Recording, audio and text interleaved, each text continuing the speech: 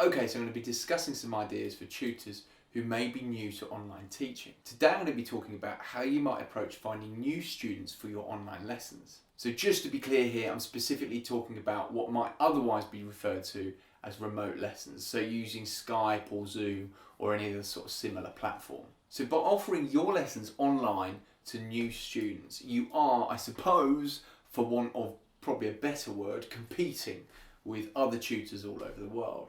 Now, whilst that sounds a little bit overwhelming, I think it's actually quite a good opportunity to start thinking about what your real strengths are. So to reflect on that for a minute, what is it that you feel you do best as a tutor?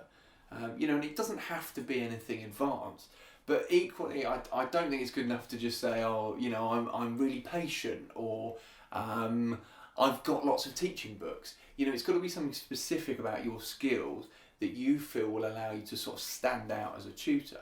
So it might just be that you feel really comfortable teaching beginners, that you really relate to them and you're able to sort of adapt to their individual needs and provide great lessons. Or it might be that you feel particularly comfortable teaching music theory up to grade 5, or that you're a really strong sort of slide guitar player.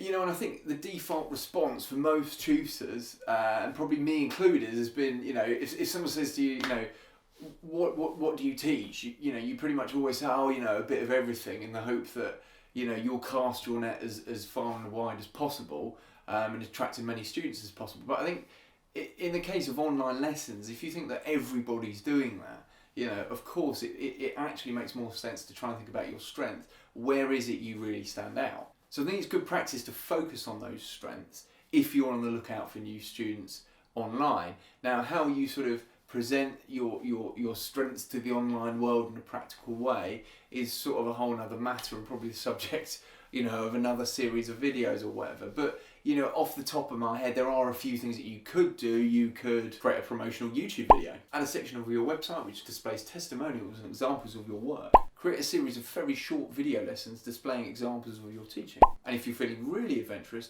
create a free sample ebook displaying exercises and ideas that you can present to potential students. Now, some people will always suggest that in order for your lessons to stand out online, you need to have the very best equipment: microphones, shiny interfaces, headphones, guitars. But my view is that certainly doesn't guarantee the best lessons. And most importantly, I don't feel that it guarantees, the best outcome for the student. What the student is investing in the lessons is you and your approach.